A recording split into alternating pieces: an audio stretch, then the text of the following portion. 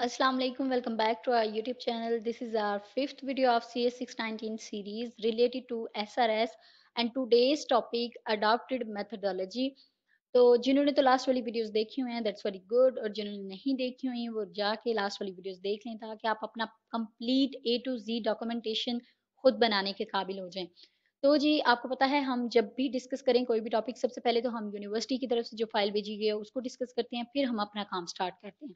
तो आज भी इसको डिस्कस करते हैं, इसको पढ़ लेते हैं पहले इसकी डिस्क्रिप्शन, और फिर हम अपना काम स्टार्ट करेंगे। लेकिन उससे पहले अगर आप हमारे चैनल पर नए हैं तो काइंडली चैनल को सब्सक्राइब कर लीजिए, बेल आइकन को प्रेस कर लीजिए ताकि नेक्स्ट आने वाली वीडियोस के नोटिफिकेशंस आपको आसानी से मिलें।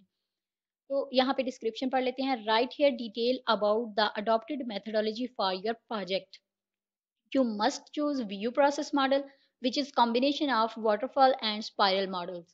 More are combining two or more methodologies is explained in SE2 यानी Software Engineering 2 CS605 handouts. तो जी उन्होंने कहा है आपने यहाँ पे उस मेथोडोलॉजी की डिटेल लिखनी है जो आप अपने प्रोजेक्ट में यूज कर रहे हैं। और दूसरी चीज उन्होंने ये बताई है कि ये मस्ट है कि आप व्यू प्रोसेस मॉडल ही यूज करें, जो कि वाटरफॉल और स्पाइरल मॉडल का कॉम्बिनेशन है।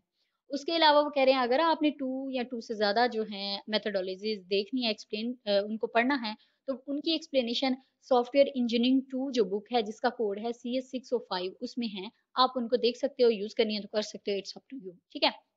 लेकिन जो मैं चीज़ बताऊँगी आज वो यही है कि हम व्यू प्रोसेस मॉडल को यूज़ करेंगे, उसमें वाटरफॉल और स्पाइरल मॉडल को जो है हम डिफाइन करेंगे, ठीक है? तो चलें जी, सबसे पहले मैं आपको दिखा देती हूँ हमारा जो डॉक्यूमेंट है। उससे जाके यहाँ पे आपने क्या करना है, अडॉप्टेड मेथोडोलॉजी एक आपने हेडिंग दे देनी है। हेडिंग लिख के आपने सबसे पहले तो बताना है कि भई आप कौन-सी मेथोडोलॉजीज़ के बारे में बताना जा रहे हो। जैसे इन्होंने यहाँ पे लिखा हुआ है, nowadays several methodologies exist that are used for programs. बहुत सारी मेथोडोलॉजीज़ हैं। जैसे उन्होंने कहा था उन्होंने व्यू वालों ने कि अपनी उसमें फ़ाइल में कि SC2 में भी बहुत सारी मेथोडोलॉजीज़ हैं, आप उनको भी पढ़ सकते हो, ठीक है? इन्होंने भी यहाँ ऐसे ही थोड़ा-सा व्यू दिया। The choice of methodologies depend upon the nature of work.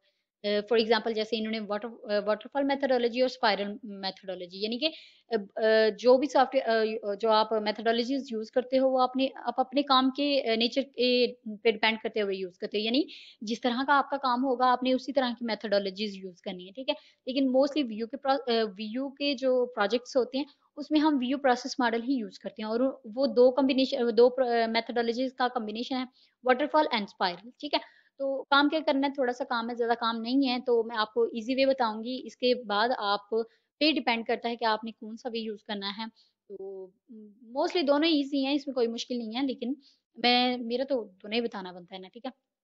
तो सबसे पहले आपने क्या करना है, आपने फिर लिख लेना है यहाँ पे इसी तरह छोटा-सा कोई डिस्क्रिप्शन दे लीजिएगा, या तो अगर आपको खुद लिखना अच्छे से आता है तो आप लिख लीजिएगा, नहीं तो इसी तरह से थोड़ा-सा लिख के तो आपने क्या करना है, वाटरफॉल मॉडल का आपने हेडिंग दे देनी है। उसके बाद आपने क्या करना है, वाटरफॉल मॉडल की थोड़ी-सी डेफिनिशन लिखनी है। अब डेफिनिशन कहाँ से लिखनी है?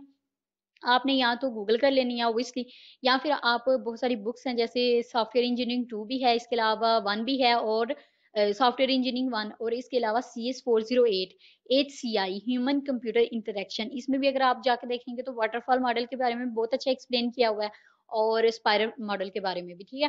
तो आपने वही वहाँ से ही डेफिनेशन उठा के, और जो मैं आगे बताऊँगी डिस्क्रिप्शन देनी है, उसी को पढ़ के आप यहाँ पे डिस्क्रिप्शन भी दे सकते हो। अदरवाइज़ अगर आप वहाँ से नहीं देना चाह रहे तो आप क्या करोगे, गूगल से जाके सर्च करोगे और वहां से भी कुछ अच्छी डिस्क्रिप्शन उठा के यहाँ पे पेस्ट कर दोगे। इट्स अप टू यू, जहां से भी आपने लेनी हो। उसके बाद आपने क्या करना है, एक डायग्राम यहाँ पे बना देनी है या फिर उठा के लगा देनी है, ये भी डिपेंड करता है आप पे, ठीक है? जो चीज़ आपको ईज़ी लगे, जो आपको अच्छा लगे, जिसमें आप एन्जॉय करें जो काम करने में, वो आप कर लीजिएगा। तो मैंने तो यहाँ पे जो ईज़ी वर्क था वो किया है, लेकिन मैं साथ आपको ये भी बताऊँगी कि आपने इसको मतलब खुद कैसे करना है फ्रॉम स्क्रैच, ठीक है? ये मैंने ली है इंटरनेट से, जो डायग्राम थी, तो मैं आपको बता देती हूँ, आपने कुछ नहीं करना, जस्ट आपने जाना है गूगल पे, वहाँ पे इस तरह वाटरफॉल मॉडल सर्च करेंगे तो बहुत ज़्यादा डायग्राम्स जो हैं आपके पास शो होना शुरू हो जाएँगी, ठीक है? जो भी आपको अच्छी लगे आप उसको जो सेव करें और जाके वहाँ पे पेस्ट कर दें इमेज को, ठीक है? इसका कोई इश्यू नहीं होगा, कोई आपको इस तरह से नहीं कहेगा कि जी आपने गूगल से लिया है और ये वो, इसका कोई इश्यू नहीं आता, ठीक है?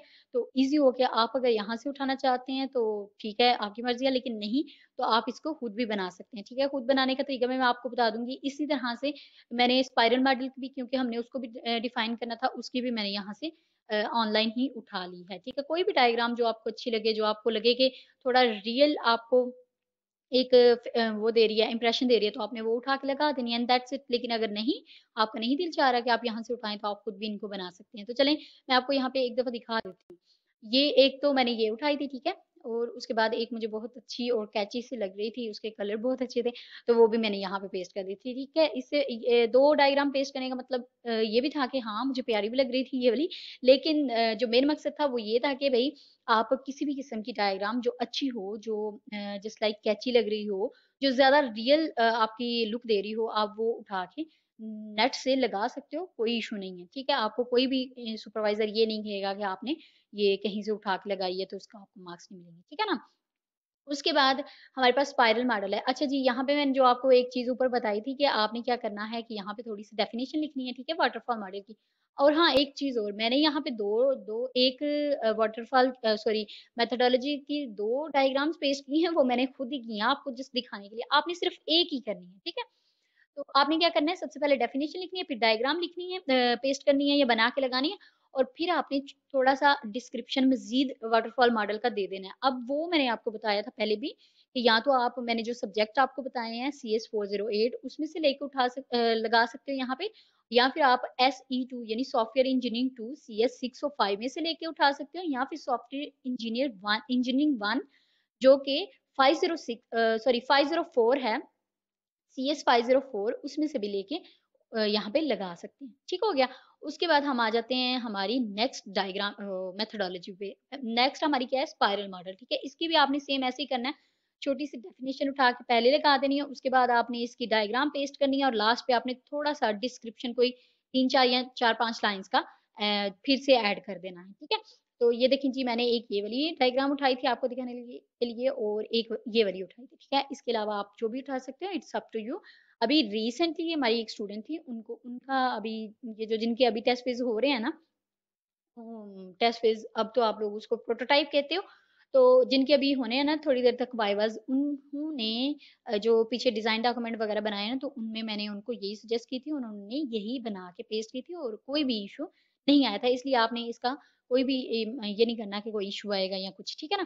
तो अगर आप नेट से उठा के लगाना चाहो तो लगा सकते हो। उसके बाद अब हमने मेन चीज़ पे आ जाना है कि अडॉप्ट जो कर रहे हैं ना मेथोडोलॉजी, वो कौन-सी है? तो ऑब्वियसली वो तो उन्होंने खुद ही कहा था कि आपने वीयू प्रोसेस मॉडल ही यूज़ करना है, ठीक है? यहाँ पे थोड़ी-सी आपने डिस्क्रिप्शन देनी है, यानी कि और हाँ, द मेन थिंग इज़ कि ये जो जितने भी मैं आपको क्वेश्चन्स बता रही हूँ, या जैसे मैंने आपको usage scenario, use case diagram की डेफिनिशन और इस तरह छोटी-छोटी जो भी पॉइंट्स बता रही हूँ ना, इनको आप नोट कर लीजिएगा, या फिर इनको याद कर लीजिएगा, या इन वीडियोज़ को मतलब अपने पास इनको अपनी प्लेलिस्ट में रख लीजिएगा, ताकि जब आपका वाइवा हो तो तब आप इनको एक दफ़ा लाज़मी देख लें। क्यों?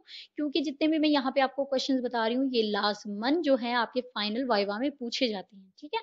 तो अगर आपने अभी से इनको अपने माइंड में सेट करके रख लिया होगा, अभी से याद करना शुरू कर देंगे, तो ऑब्वियसली इंशाल्लाह इंशाल्लाह आपका वाइवा बहुत अच्छा होगा, ठीक है? तो जी, यहाँ पे क्या करना है, सबसे पहले तो क्वेश्चन उनका ये हो सकता है कि अच्छा, जो आपकी अडॉप्टेड मेथोडोलॉजी है, तो वो वीयू प्रोसेस मॉडल है, ठीक है? क्योंकि हमने बनाया हुआ होगा। तो वो आपसे ये पूछ सकते हैं सुपरवाइज़र कि आप हमें ये बताएँ कि आपने वीयू प्रोसेस मॉडल ही क्यों चूज़ किया?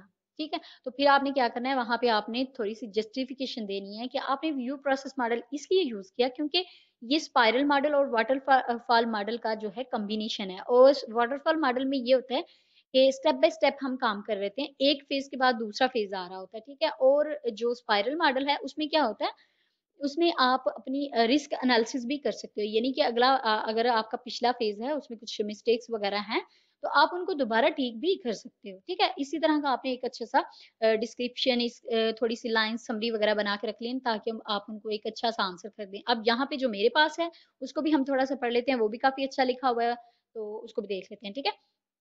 I choose the VU process model. The VU process model offers many advantages for software developers, and because of it is very easy and beneficial. This model is a combination of waterfall and spiral model. This is a hybrid approach of system development which maximize the quality of system work and minimize the disadvantages of risks. ठीक है, बहुत अच्छा लिखा हुआ है। इस तरह आपने भी कोई अच्छा-सा तैयार कर लेना है, चाहे तो आप इसी को जो है पढ़ के, देख के और इसी तरह से बना लीजिएगा। यही 2-4 लाइनें बतानी है, क्यों यूज़ कर रहे हैं? क्योंकि इसके फ़ायदे हैं। इसमें दोनों मॉडल्स आ जाते हैं, ठीक है? जब आप वाटरफॉल मॉडल और स्पाइरल मॉडल की डिटेल्स पढ़ेंगे ना, तो आपको बहुत अच्छे से क्लियर हो जाएगा कि क्यों हम व्यू प्रोसेस मॉडल यूज़ करते हैं, ओके? अब इसकी भी डिटेल हो गई। अब इसकी रह गई है डायग्राम, ठीक है? डायग्राम यहाँ पे जो पेस्ट हुई हुई है, मैं आपको वो भी दिखा देती हूँ, आप इस तरह से भी बना सकते हो, ठीक है? इसमें जैसा आपने ये करना है फॉरवर्ड एंड बैकवर्ड एरोज़ ज़रूर लगाने, क्योंकि इसका जो फ़ायदा है ना मेन व्यू प्रोसेस मॉडल का, वो यही है कि हम क्या कर सकते हैं, जैसे हमने लास्ट में पढ़ा था ना वेरिएंट 1 एंड वेरिएंट 2, ठीक है? तो वो इसी चीज़ को शो कर रहा होता है कि अगर आपके किसी भी फ़ेज़ में कोई प्रॉब्लम हो जाती है, तो आप उसको दोबारा देख के उसमें से जो एरर्स होते हैं, उनको फाइंड करके रेक्टिफ़ाई कर सकती हो, ठीक है? तो आप इस तरह की भी बना सकते हैं जस्ट लाइक जैसे हम रिक्वायरमेंट एनालिसिस करते हैं सबसे पहले, उसके बाद प्लानिंग, फिर डिज़ाइन फेज़ करते हैं, फिर डेवलपमेंट होती है और फिर इम्प्लीमेंटेशन होती है, ठीक है? इस तरह भी बना सकते हो। अगर आप इस तरह नहीं बनाना चाहते, तो द सेकंड थिंग इज़ कि जो मैं आपको बताऊँगी, जो मैंने यूज़ की थी, तो वो भी मैं आपके साथ शेयर कर देती हूँ। तो वो ये है कि आपने क्या करना है, सिंपली जैसे मैंने लास्ट वीडियोज़ में बताया था कि आपने ड्रा.io पे जाना है, वहाँ पे जाके आपने इस तरह की एक डायग्राम बना दी है, जिसमें आपने फॉरवर्ड एंड बैकवर्ड एरोज़ लगाने हैं, ये 4 ब्लॉक लिखने हैं, वो फेजेज़ लिख देने हैं जो कि वाक़ई हम व्यू प्रोसेस मॉडल में यूज़ करते हैं। सबसे पहले हमारा क्या आता है, एसआरएस डॉक्यूमेंट आता है, ठीक है? उसको कंप्लीट करते हैं, नेक्स्ट भी हमें क्या करते हैं, डिज़ाइन डॉक्यूमेंट देते हैं, ठीक है? उसको कंप्लीट करते हैं, फिर उसके बाद हम टाइप फेज़ करते हैं, उसको करते हैं, फिर उसके बाद फाइनल डिलीवरेबल। और इसमें एक चीज़ मज़े की ये भी है कि अगर सी एसआरएस हमारे में कोई मिस्टेक्स होती हैं, तो वो हमें क्या कहते हैं कि जब आपका फाइनल डिलीवरेबल होगा ना, तो आप इसको करेक्ट करके फाइनल डिलीवरेबल के साथ हमें सबमिट करा दीजिएगा, ठीक है? इसीलिए हम ये डायग्राम बनाते हैं और यही इसका फ़ायदा है। अब आप कह रहे होंगे कि ये डायग्राम बनानी कैसे है? जिन्होंने तो लास्ट वाली वीडियोज़ देखी हैं, होपफुली उनको दोबारा बताने की ज़रूरत नहीं है कि अब ये डायग्राम कैसे बनेगी। लेकिन जिन जो पहले फर्स्ट टाइम देख रहे हैं, तो उनको मैं बता देती हूँ, और ऑब्वियसली ना भी फर्स्ट टाइम देख रहे हों, तो मेरा तो बनता था आपको बताना। मैं तो बताऊँगी, ठीक है? तो इसलिए आपको बता रही हूँ कि आप अपना ए टू ज़ेड जितने भी डिज़ाइन डॉक्यूमेंट है, ये डॉक्यूमेंटेशन है, एटलीस्ट ये आप खुद बना सकें। देखिए, ये बिल्कुल भी मुश्किल नहीं है, जस्ट आपको थोड़ा-सा समझने की ज़रूरत है, और समझना आपके लिए बहुत ज़रूरी है। क्योंकि आपने वाइवा देना है, जब आप इन चीज़ों को समझेंगे नहीं, तो आप वाइवा कैसे अच्छे से दे सकते हैं? आप ये कहते हैं अच्छा प्रोजेक्ट भी कहीं से बनवाया, कोड भी कहीं से बनवाया, डॉक्यूमेंटेशन भी कहीं से करवाई और फिर वाइवा हमें अच्छे से आ जाए, तो यार इट्स नॉट पॉसिबल, ठीक है? ठीक है, बहुत ज़्यादा केसेज़ में हो भी जाता है, आप कुछ दिन टाइम दे के चीज़ों को समझ लेते हो, सब कुछ कर लेते हो, लेकिन अच्छी प्रैक्टिस तो यही है ना कि आप अगर किसी नेक्स्ट प्रैक्टिकल वर्क में भी जाते हो, तो आपको इन चीज़ों का पता हो, ठीक है? तो अच्छी बात यही है, आप ये छोटी-छोटी वीडियोज़ देख के इससे सीख सकते हो। और अगर कोई क्वेश्चन हो, किसी भी किस्म की कन्फ्यूजन हो, तो आप कमेंट करके पूछ भी सकते हो, ठीक है? तो जी, सबसे पहले हमने क्या करना है, आपने क्या करना है, यहाँ पे एक रेक्टेंगल ले लेना है, ठीक है? ये रेक्टेंगल लिया, मैंने भी सेम यही लिया था, इसको मैंने अपने लिहाज से जो है ना डिज़ाइन कर लिया था, थोड़ी-सी इसकी लेंथ बढ़ा दी थी, विड्थ छोटी कर दी थी, उसके बाद मैंने इस पे जो है इसके अंदर लिख दिया था मेरा एसआरएस डॉक्यूमेंट, ठीक है? सही है। इसी तरह आपने अगर आप इसको कॉपी करो और पेस्ट करते जाओ, जैसे मैंने control C and control V और मैनुअल तरीका भी बताया था, तो आप क्या करोगे, इसको करके इसी तरह से आपने 4 बना लेने हैं, और यहाँ पे मैं लिख देती हूँ, जस्ट हम इसको रिमूव कर देंगे और इसकी जगह पे हम डिज़ाइन डॉक्यूमेंट लिख देंगे, ठीक है? इस तरह 2 और बनाने हैं, प्रोटोटाइप फेज़ और फाइनल डिलीवरेबल्स, ठीक हो गया? अब जो आपने एरोज़ लगानी है, तो वो यहाँ पे एक है, यहाँ पे हमारा डायरेक्शनल कनेक्टर, आपने इसको उठाना है, यहाँ पे लेके आना है, और पहले तो इसको यहाँ पे कनेक्ट कर दीजिएगा, फिर यहाँ से पकड़ के इसको यहाँ पे कनेक्ट कर दीजिएगा। अच्छा, अब आप सोच रहे होंगे ये तो बड़ा सीधा-सीधा सा लग गया, ये तो नहीं टेढ़ा-मेढ़ा हुआ, तो ये कैसे होगा?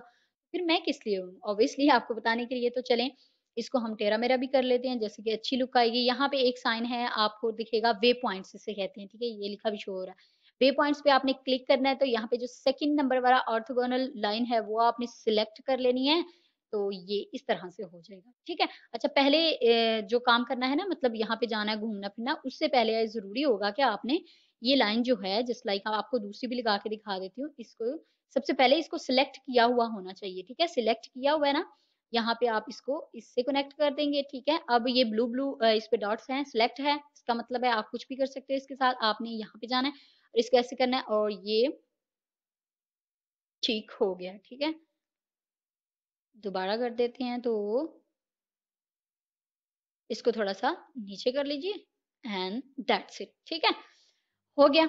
इसी तरह आपने सारी जो डायग्राम है वो बना लेनी है। उसके बाद अब कलरिंग की बारी आ गई, तो कलरिंग भी बहुत ईजी है। आपने जस्ट इसको सिलेक्ट करना है। सिलेक्ट करके ये आपको राइट साइड पे एक जो फॉर्मेट का थोड़ा सा आइकन नजर आ रहा है, आपने उस पर क्लिक करना है। उस पर क्लिक करने के बाद यहाँ से आप कोई भी फॉर्मेट, बहुत ज्यादा कलरिंग एंड ऑल दैट है, आप कोई भी चूज कर सकते हैं, जस्ट लाइक ये, और फिर डार्क कलर, और फिर इसके बाद थोड़ा सा और लाइट, थोड़ा डार्क, ये थोड़ा सा मध्यम है। उसके बाद ये जो है ये 3D लुक दे रहा है, ठीक है। ये सबसे अच्छा लगता है मुझे, मेरा फेवरेट ये है। आप कोई भी चूज कर सकते हो। इसी तरह आपने इसको फिलअप करना है, और इसके बाद आपकी डायग्राम डन है। And that's it. Adopted methodology का टॉपिक भी क्लियर हुआ। होपफुली आपको बहुत अच्छे से समझ आ गई होगी एक एक चीज की।